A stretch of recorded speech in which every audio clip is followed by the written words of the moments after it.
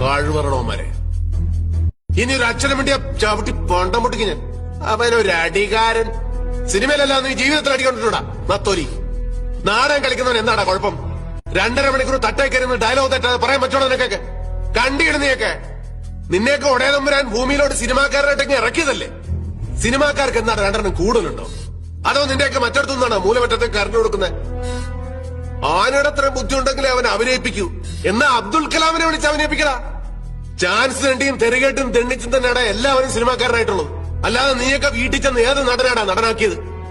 തിന്ന് എല്ലിന്റെ ഇടക്കറിയപ്പോ നിനക്കൊക്കെ ചാൻസ് വെച്ച് വരുന്നവരോടൊരു പോയി ഞാൻ ഈ ഊത്തവരിലേക്ക് ഞാൻ എന്റെ പൂഞ്ഞാണി വന്ന കല്യാണം ചെയ്തത്.